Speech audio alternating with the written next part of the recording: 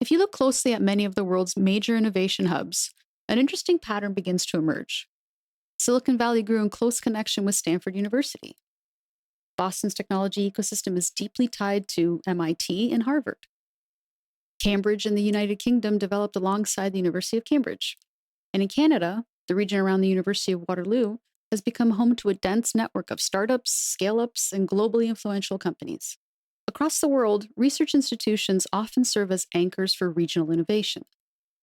These institutions educate talent, they conduct foundational and applied research, and increasingly act as connective tissue between academia, industry, and entrepreneurship. Which raises an interesting question.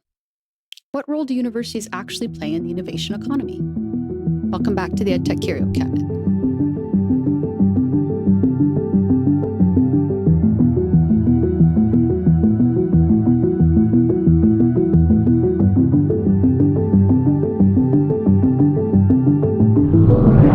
Hello again, I'm Christina, the Curio Steward. This season, we've been exploring how education systems shape the way societies develop knowledge. We've looked at global mathematics performance, examination cultures, engineering pathways, and the philosophical foundation of liberal education. Today's Curio shifts the lens slightly.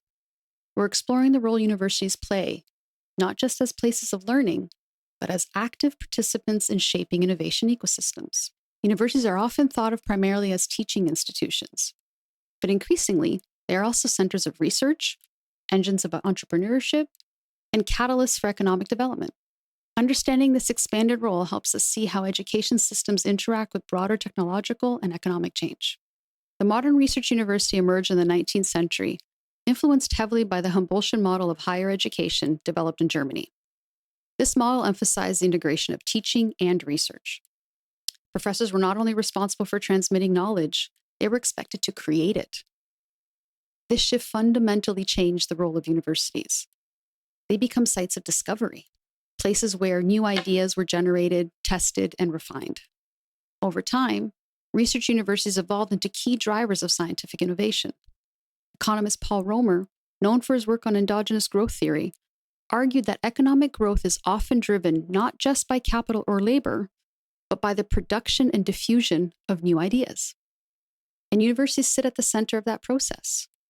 They train researchers, they produce new knowledge, and they help translate discoveries into real-world applications. In many ways, they act as both origin points and accelerators for innovation. Across many regions, innovation ecosystems have formed around universities.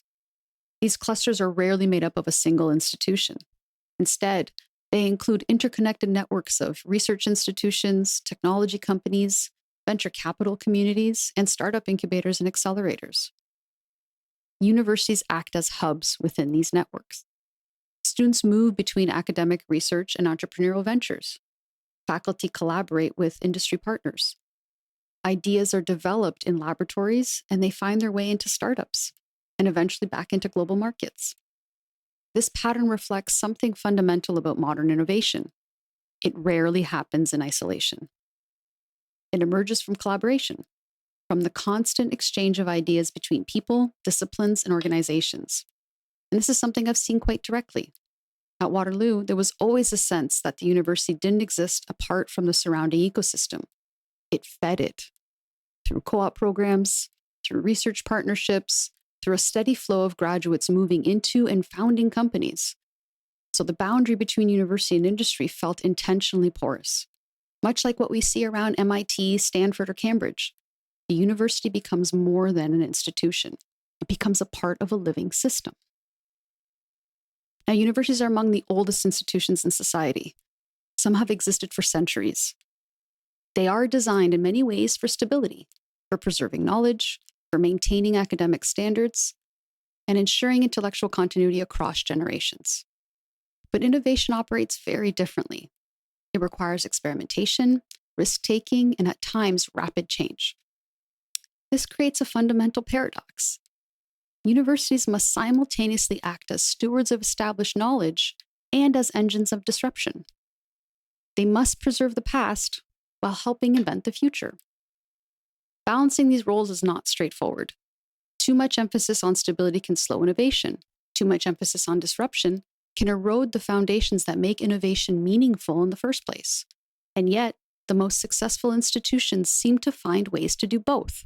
One of the most interesting signals emerging today is that universities are increasingly functioning as platforms rather than isolated institutions. They're becoming connectors, bringing together students, researchers, companies, governments, and global partners. And digital technologies are accelerating the shift. Online learning platforms expand access beyond physical campuses. Global research collaborations allow ideas to move quickly across borders. Open access publishing increases the visibility and reach of new discoveries.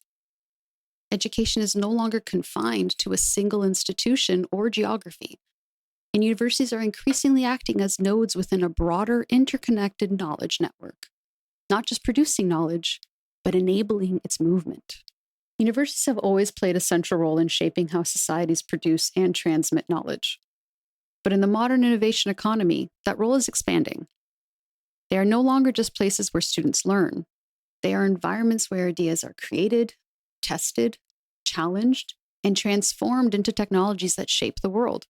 And perhaps more importantly, they are places where people learn how to participate in that process. Reflecting on institutions like Stanford, Cambridge, and Waterloo, and their influence on the surrounding technology ecosystem, it becomes clear that universities don't just prepare individuals for the future. They actively help build it.